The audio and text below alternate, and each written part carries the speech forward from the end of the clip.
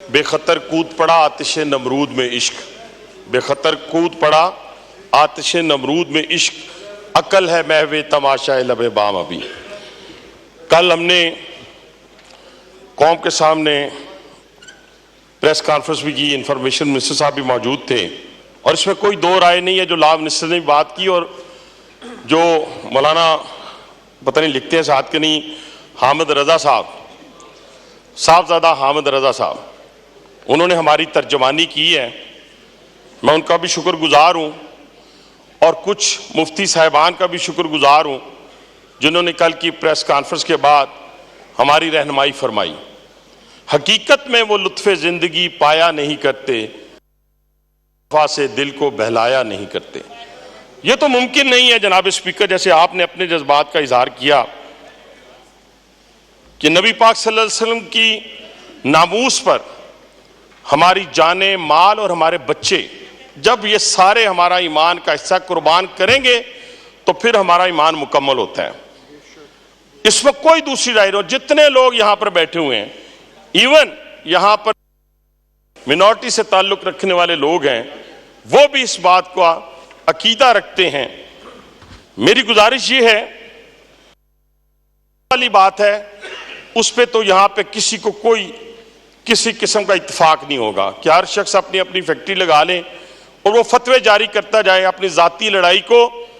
कभी कुरान फैक्ट्री के अंदर जला दिया जाए, ऐसे वाकयात की तो ना इस्लाम इजाजत देता है, ना हमारा आइन इजाजत देता है, ना कानून इजाजत देता है।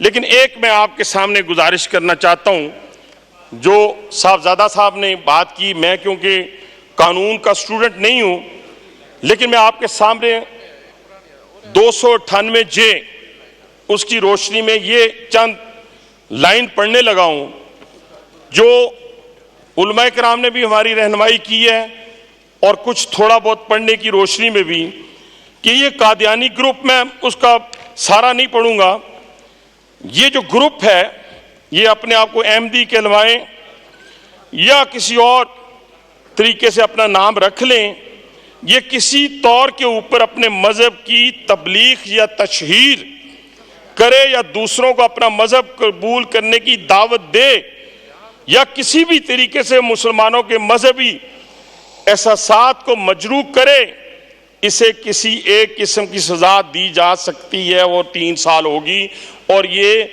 जाहिरन भी नहीं कर सकते जो इसमें लिखा है और ये छुप के भी नहीं कर सकते। अब हुआ क्या है? हुआ ये है कि फैसले के अंदर जो 42 नंबर पैरा है उसके अंदर आखिर में जाकर यह कहा गया है, ताहम अपने घरों, इबादत गाहों और अपनी निजी मखसूस इदारों के अंदर उन्हें कानून के तहत मुकर्रर करदा। कहां पे कानून? कानून तो कहता है कि ना जाहिरन ना छुपे हुए, यानी इसका मतलब यह है कि वो एक अपनी इबादतगाह बनाएं सैटेलाइट टाउन रावलपिंडी के अंदर, उसके अंदर मुसलमानों को बुलाएं और उनको मुर्तद करें। इसका यह मतलब है। इस चीज की कतन इजाजत जनाब स्पीकर नहीं दी जा सकती। और मैं उलमाए कराम को भी और ख़ास तौर पे मुफ्ती आज़म को भी, कि आप पाकिस्तान की तारीख भरी पड़ी है, पार्टीशन से पहले भी और बाद में भी, कि जिन्होंने 77 की मूवमेंट हो या गाजी अलमदीन शहीद का नाम हो या आमिर शहीद चीमे का नाम हो, ये सारे नौजवान थे, ये अपने नबी की हुर्मत पे कट मरे। लेकिन आप आज हमें होश के नाखून भी लेने हैं, जैसे लॉ मिनिस्टर साहब ने कहा, फौरी तौर के ऊपर कोई काम इससे ज्यादा अजीज नहीं है, पार्लिमानी कमेटी बने और उलमाए कराम को बुलाएं, मुफ्ती आजम को बुलाएं, बाकी तमाम जितने भी हमारे अकायद के लोग हैं सबको फौरी तौर पे हुकूमत पाकिस्तान जिसकी जिम्मेदारी है वो इकट्ठा करे। उसके बाद जिस कंसेंसस पे आप पहुंचे, उसके बाद ये हम अपने मुअज़्ज़ज़ जो जज साहिबान हैं उनके सामने लेके जाएं।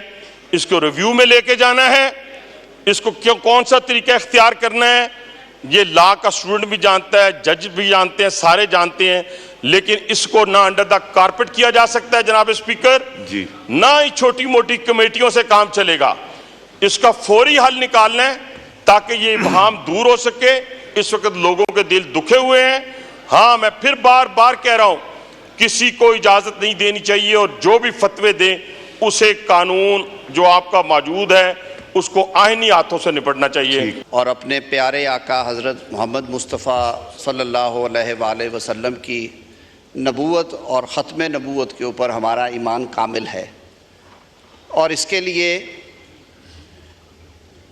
आका की हुर्मत के लिए और अपने दीन की हिफाजत के लिए हम में से हर शख्स के रगों में दौड़ने वाले लहू से हमें ये हरारत मिलती है कि हमारी तरफ से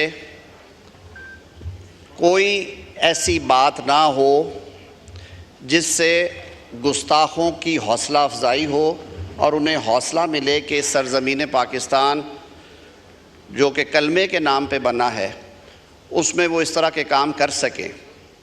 लेकिन मेरे ख़्याल में जब बात आइन और कानून के दायरे में आती है तो हम सबको एक बाशऊर और एक संजीदा शहरी होने की हैसियत से ये भी फ़र्ज़ है कि उसको पहले देखा जाए, पढ़ा जाए, डिस्कस किया जाए और उसके बाद इसके ऊपर राय दी जाए। मेरे भाई हैं, मुझे याद है मेरे कुछ साथी जो हैं इनके उस्ताद भी रहे हैं, साहबजादा साहब के लॉ पढ़ा भी है जनाब ने। 295C के हवाले से जो बात अभी कर रहे थे, मैं सिर्फ एक वजाहत, क्योंकि फ्लोर ऑफ हाउस पे हुई है, बतौर वज़ीर कानून मेरा ये फ़र्ज़ है। साहब 295C सिर्फ आका मोहम्मद मुस्तफ़ा सल्लल्लाहु अलैहि वसल्लम की ज़ात के हवाले से, बाकी सेक्शंस हैं PPC में, लेकिन मैं एक तस्सीह करना चाहता था। इन्होंने बात की आइन को रीराइट करने की, ये बात भी दुरुस्त है और मैं कानून के तालिब इल्म की हैसियत से ये बात समझता हूँ कि अदालत को, चाहे वो अदालत आलिया हो या अदालत उज़्मा हो, उन्हें आइन की तशरीह का इख्तियार जो है वो तो पूरी एक ब्रॉडर कॉन्स्टिट्यूशनल स्कीम में है, लेकिन आइन को रीराइट करने का या आइन की हैयत तब्दील करने का या आइनी शिकों में लिखी हुई चीज़ों को एक नया रंग देने का इख्तियार नहीं है। और इसी वजह से ये बहस बड़े अरसे से चली आ रही है। माजी में भी कुछ ऐसे डिसीजंस आए और फ्यूचर में भी आएंगे कि under the colour of interpretation of the constitution तशरीह करते करते हम कई दफ़ा आइन रीराइट कर देते हैं। मिसालें आपके सामने हैं। आर्टिकल 63A के बहुत से जो क्या कहते हैं विक्टिम्स हैं वो इस मुल्क में हैं कि जिसमें ये लिख दिया गया फ़ैसले में कि जी वोट डाला जाएगा, गिना नहीं जाएगा और डिस्क्वालिफिकेशन भी होगी।